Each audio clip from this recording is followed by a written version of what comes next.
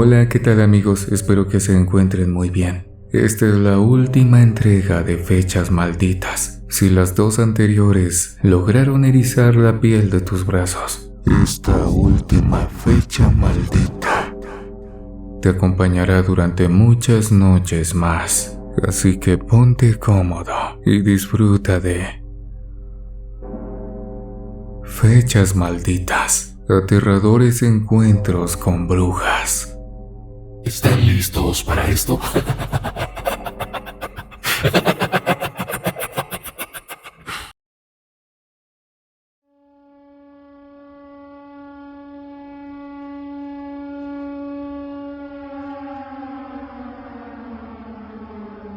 ...19 de septiembre.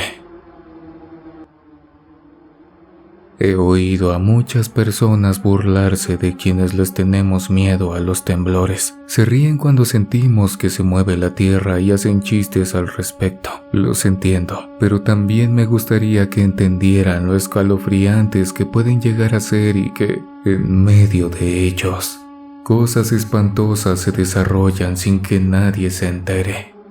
No voy a decir mi nombre, porque si alguien me reconoce, no sabría qué hacer, pero soy una sobreviviente del terremoto ocurrido el 19 de septiembre del 2017 en México. Ese día comenzó normal. Me levanté temprano para ponerle su almuerzo a mi esposo. Luego regresé a la cama y me dormí un rato más. A las 9 de la mañana, Nicolás, mi bebé de 6 meses, se despertó y me indicó que era hora de empezar los deberes. En aquellos tiempos trabajaba como asistente virtual en una agencia de viajes, así que no tenía reparos en ir al mercado, volver para preparar la comida, limpiar el departamento y cubrir mis actividades durante la tarde. Antes del mediodía se llevó a cabo el simulacro nacional. Yo lo vi en televisión, pero no hice nada, o sea, no participé, ya que nadie en el edificio lo hizo tampoco y preferí evitar la molestia. Dejé el aparato encendido para estar escuchando las noticias y esos programas especiales sobre el famoso terremoto del 85, donde compartían innumerables anécdotas, cifras de la devastación o historias sorprendentes de gente que sobrevivió o fue rescatada de una catástrofe tan devastadora. A las 12 del día mi niño durmió. Yo estuve revisando correos y enviando información a los clientes pendientes. Antes de la 1 de la tarde, Nico abrió los ojos y se puso a llorar de forma descontrolada. No se calmaba con nada. Le di pecho y lo rechazó. Lo arrullé y gritó con más fuerza. Su llanto me impidió oír la alarma sísmica. Sin embargo, ahora pienso que intentaba avisarme. Me dio casi 10 minutos para prepararme. Pude haber bajado las escaleras hasta la planta baja, pero ¿cómo iba a saberlo? El terremoto se dio a la 1:14 de la tarde. Después de lo que viví oí comentarios que decían: creímos que se había vuelto a activar por el simulacro. Yo, sin darme cuenta de nada, me quedé en la sala luchando por calmar a mi hijo y resistiendo el movimiento. Fue muy brusco.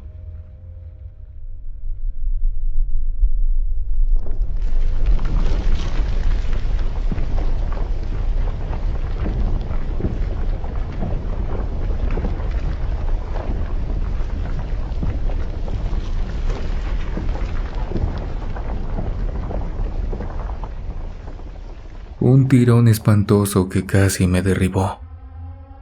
Oí crujir los muros y vi ondear el piso. Los cuadros en la pared bailoteaban horrible y la luz eléctrica emitió un fogonazo antes de irse. Apreté a mi Nico contra mi pecho y me hinqué en medio del sofá grande y el mediano, esos donde se pueden sentar 2 o 3 personas. Escuché que algunos vidrios pertenecientes a los departamentos de mis vecinos se reventaron y pronto les ocurrió lo mismo a los míos. Perdí la noción del tiempo. Para mí ese sismo duró una eternidad. Por fin, las cosas se calmaron. No me moví. Mi bebé me miraba con curiosidad. Ya no lloraba. Vi sus enormes y brillantes ojos. Luego percibí un rugido ascendente y el techo se fue acercando a nuestra cara.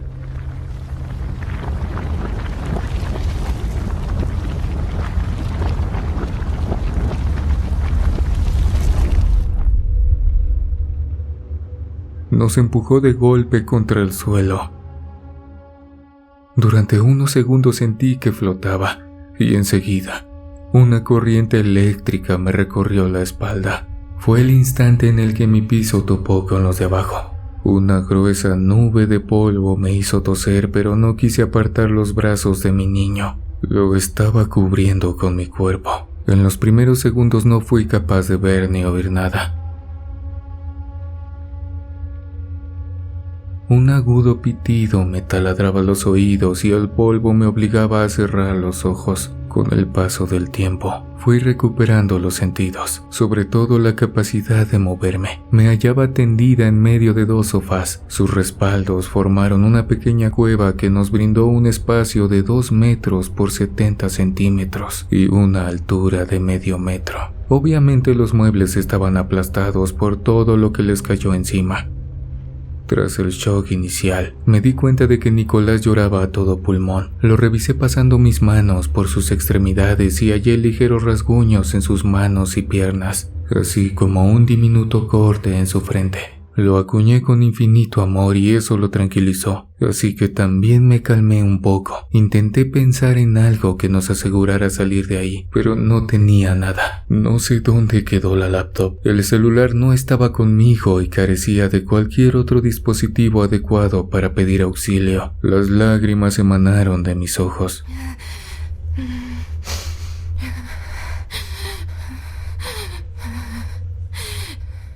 El miedo, los golpes recibidos y el cansancio me sumieron en una duermevela extraña, a la cual oía voces o murmullos muy cerca de mí. Desconozco si dormí 1 o 2 horas, quizá más. Abrí los ojos en medio de una oscuridad desagradable y me quedé estática, en silencio. Nicolás dormía como si nada. Fui capaz de oír el entorno, los rechinidos del edificio colapsado, el suave zumbido de una fuga de agua, o los chasquidos de los escombros pequeños cayendo entre los de mayor tamaño. Llegado el momento, también escuché quejidos ahogados y un doloroso grito. Por lógica, no era la única atrapada ahí. El edificio tenía 15 pisos y yo estaba en el 10º. Encima y debajo de mí debían de estar esos vecinos a los que a veces ni saludaba. Me caían mal por cosas tan burdas, como que al del 8 le gustaba el rap o que el del 13 tenía unos perritos escandalosos. En esos instantes, cuando mi vida y la de mi hijo dependía de que los sillones de la sala soportaran, anhelaba oír la voz de cualquiera, incluso la de doña Mari,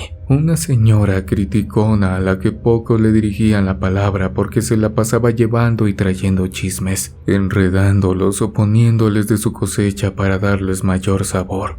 Una vez que analicé las circunstancias y determiné que debía poner de mi parte para salir del problema más serio al que enfrentaba en toda mi existencia, empecé a gritar con un volumen controlado. No quería generar vibraciones que proporcionaran un desplome mortal, ni tampoco cansarme antes de que los rescatistas comenzaran sus labores, ya que por supuesto sabía que afuera se movilizaban decenas de personas e imaginaba que entre ellas estaría mi marido, sobándose la frente, lleno de desesperación. Mi plan era ser escuchada por alguien de más arriba y que él o ella avisara que oyó gritos en los pisos inferiores.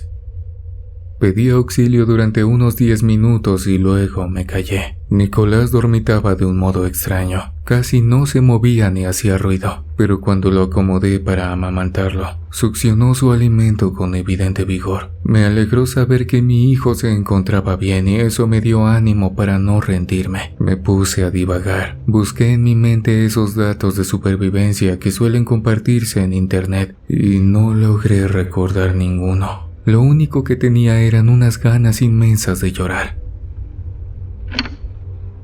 Las horas pasaban y mi encierro no cambiaba. Era algo bueno. Sin embargo, también significaba que la muerte nos rondaba como una bestia a su presa. Dormí por ratos y así pasaron algunas horas. Llegó el momento en el que el hambre me retorció el estómago. También tenía muchísimas ganas de ir al baño. Nicolás no tenía mayor problema. Él solo necesitaba echar unos sorbos de leche materna y se volvía a dormir. Recuerdo que lo tenía encima de mi pecho y en medio de tanta desolación me reconfortaba sentir su peso u oír su respiración. No puedo dar hora exacta porque no tenía forma de orientarme, sin embargo. Calculé que ya era de noche cuando se escucharon unos gritos espeluznantes. Alguna de mis vecinas entró en desesperación y sus alaridos rebotaron entre los escombros durante largo rato.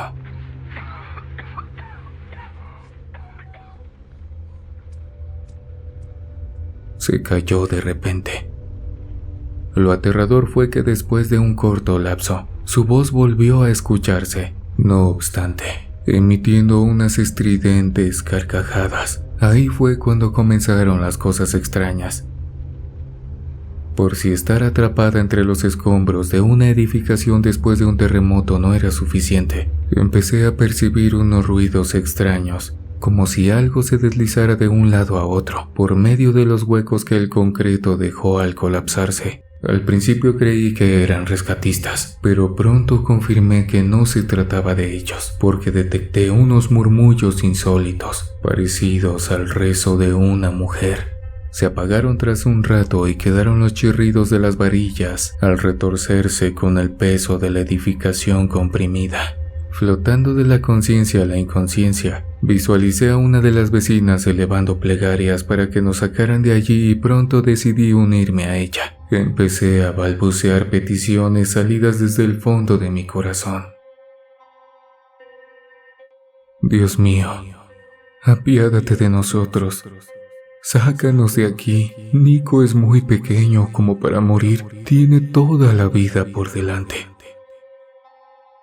Padre Santo, tú que todo lo puedes, ayúdanos a salir con bien. No paré de murmurar solicitudes a un ser divino, y las frases se convirtieron en un arrullo para mí misma. Libéranos de este suplicio, por favor, Señor. Ten piedad de esta madre cuyo corazón sangra por el terror. Cada vez me costaba más trabajo hablar. Me estaba durmiendo. Envíanos ayuda, Madre Santísima. Tú me entiendes mejor que nadie, porque viste partir a tu hijo en esa cruz. Por favor, te lo pido. Sácanos de aquí. ¿Qué me darás a cambio? Preguntó alguien y su voz me llegó junto con una sensación de pánico. Abrí los ojos de golpe. Oí con claridad que alguien me habló y de hecho respondió a mis peticiones. Pregunté quién andaba ahí. Le pedí que me ayudara, que tuviera misericordia de nuestro sufrimiento, pero no recibí contestación. Las lágrimas inundaron mis ojos. Me sentí tan desesperada, tan abrumada por el miedo y la culpa, tan inútil. Pasados unos momentos recuperé la calma y respiré. No debía comportarme así ni gastar energía, pero otra cosa terrible se añadió a la tortura. Ya no pude contener las ganas de ir al baño y la orina me mojó por completo. Experimenté una inmensa humillación. Por un segundo decía que nadie me encontrara en esa situación y luego me arrepentí, porque lo importante era que sacaran a mi hijo de ahí, no que yo estuviera limpia o bien arreglada, con el maquillaje intacto y las pestañas rizadas. Incluso sí traté de evitarlo. Lloré con inmensa amargura. No me merecía lo que me estaba pasando. Nunca le hice daño a nadie. Todo lo conseguí por medio del esfuerzo y la dedicación. Jamás tomé algo que no me perteneciera ni me puse un sombrero ajeno. ¿Por qué me pasaba algo tan terrible? Ya no sabía si era de día o de noche. El hambre era demasiada y cada vez mis pechos generaban menos leche. Nicolás se mantenía en calma, como si supiera que ahí no debía llorar. Eso me preocupaba. Parecía un milagro, pero también me ponía en alerta. Tal vez resistió un golpe durante el desplome o estaba resistiendo la falta de oxígeno. Si a mí me costaba respirar, a él con sus pulmones tan pequeños debía hacerle más complicado. Alimenté a mi bebé con la poca leche que tenía y me sentí mal al tocar su pañal inflado de orina y desechos. Volví a rogar. Pedí ayuda a cualquier ser superior que pudiera escucharme. «Ayúdame a salir», dije con los dientes apretados. Estaba despierta y lo escuché a la perfección. Una mujer me dijo: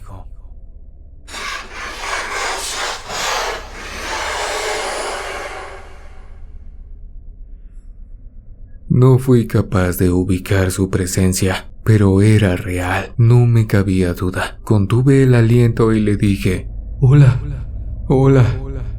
Por supuesto no respondió. Entonces le pregunté: «¿Puedes sacarnos de aquí?». Insistí: «¿Podrías ayudarme?». Hacia mi derecha escuché un susurro.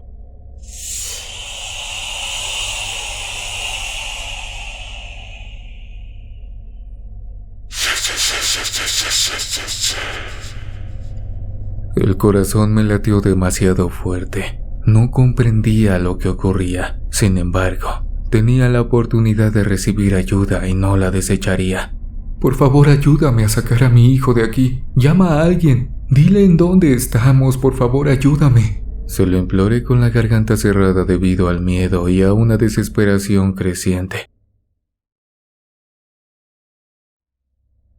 El espacio se mantuvo en silencio. Seguí pidiéndole a lo que sea que se hallaba cerca de nosotros un poco de ayuda. No obstante, me ignoró, y yo caí en un sueño intranquilo. De repente veía luces, luego escuchaba voces, le hablaba a mi esposo y él nos sacaba por un hueco. También vi a mi mamá, quien falleció muchos años atrás. Ella me miró con cariño y me pidió que no aceptara.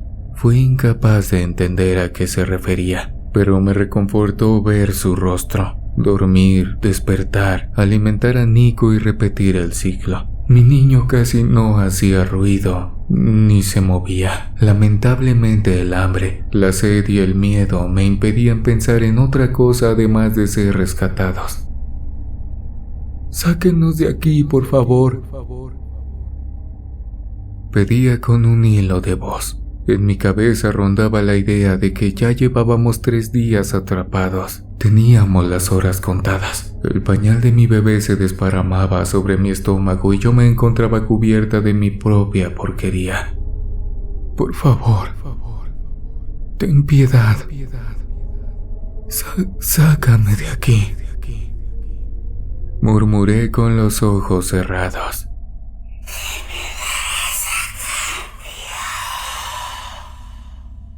Preguntó la mujer por tercera vez.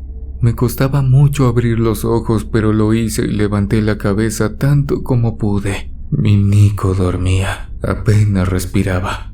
Detrás de él imperaba la oscuridad y aún así supe que más allá de mis pies me observaba algo inhumano.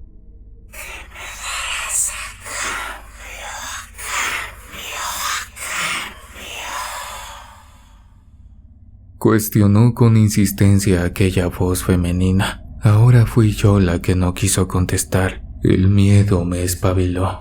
Me quedé mirando la negrura hasta que vi 2 luces pequeñas, una junto a la otra, y recordé que así se ven los ojos de ciertos animales durante la noche, cuando los enfocas con alguna luz. Los gritos salieron de mi garganta con una energía desmedida. Ni siquiera al principio quise gritar así, y ahora lo hacía gracias al pánico. Mi voz levantó ecos y generó un ligero derrumbe. Los escombros hicieron crujir los muebles y mi refugio se redujo bastante, al igual que el aire disponible. Imaginé que en los minutos siguientes el edificio nos aplastaría, sin embargo, no pasó nada. Mi hijo ya no me pedía pecho. Yo no tenía la fuerza necesaria para acomodarlo. Estábamos muriendo. Dejaríamos de existir y nos convertiríamos en 2 nombres dentro de un archivo de víctimas. Otra vez, un maldito 19 de septiembre. Oscurecería México y nosotros seríamos 2 de las muchas personas que padecieron. A lo mejor ni nos sacarían de aquí. Hallarían algún hueso meses o años después, cuando removieran los escombros para levantar un edificio con mejores características. Me dolía pensar que mi hijo no aprendería a caminar, no sabría lo que es correr bajo la lluvia, sería incapaz de aprender a escribir y de enamorarse, porque jamás podría crecer.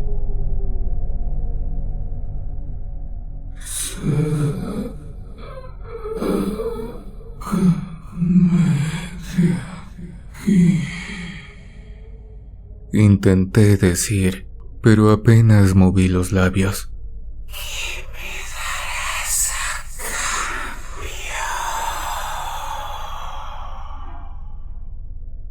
Escuché por enésima vez. Lo que sea. Balbuceé. Ya no supe más. La vida se me escapó y lo último que percibí fue la débil y errática respiración de Nicolás. Cuando desperté, la luz blanca de un foco lastimó mis ojos. Chillé de dolor y acudió de inmediato a una enfermera. Me costó tranquilizarme. La presencia de mi esposo ayudó. Me acurruqué entre sus brazos. Una vez en calma, escuché el relato de lo sucedido. Los rescatistas tardaron 4 días en llegar a mi piso. Estuvieron a punto de desistir, pero mi marido no se los permitió. En cuanto alcanzaron los restos de mi departamento, los perros enloquecieron. Tardaron casi 3 horas en sacarme y desde entonces llevaba durmiendo 2 días. Ya era 25 de septiembre. ¿Y mi hijo? Pregunté con la voz ronca. Nico, ¿dónde está? Nadie quiso hablar. Exigí una respuesta y fue mi esposo el que confesó. Lo encontraron sobre tu pecho, pero ya no respiraba. Según información de los paramédicos, no soportó la reducción de oxígeno y partió asfixiado, ya que todo su cuerpecito estaba lleno de moretones y mostraba unos labios azules. Dadas las circunstancias, no le realizaron una autopsia. Anotaron eso como causa de muerte y lo despacharon. Una tumba en la cripta familiar lleva su nombre. Ya reposa en santa paz, confesó su padre, creyendo que saberlo me animaría. Tras sus palabras, yo caí en una crisis terrible. Estallé en alaridos, me arañé el rostro y me tuvieron que aplicar un sedante. Conforme caía en la inconsciencia, recordé lo último que le dije a la voz que me acosaba desde los escombros. Lo que sea. No necesitaba reflexionar al respecto. Aquella criatura tomó la vida de mi bebé a cambio de la mía y yo misma se la entregué. Por eso ignoró mis peticiones cuando le pedía por los dos y respondía si hablaba en singular. No era un demonio, tampoco un fantasma. Se trataba de algo vivo, maligno y hambriento.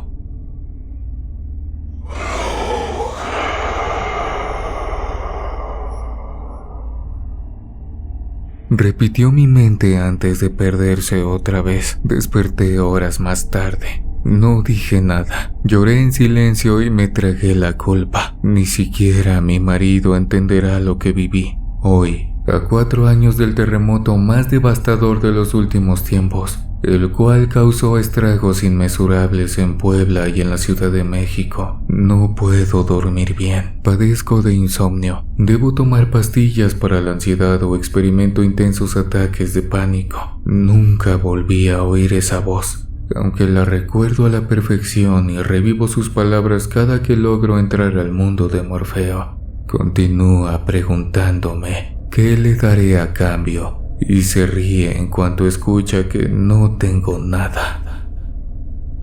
En la actualidad vivo sola. Pedí el divorcio apenas pude salir de la camilla. Me resultaba imposible mirar a mi marido. Él estaba feliz de haberme recuperado, pero a mí me consumía lo que hice. Accedí a contar mi historia con la intención de aligerar el sufrimiento que padezco, o de recibir palabras de aliento de parte de los suscriptores de tu canal. Desgraciadamente, en este instante que estoy por terminar, siento tanta culpa que me cuesta respirar.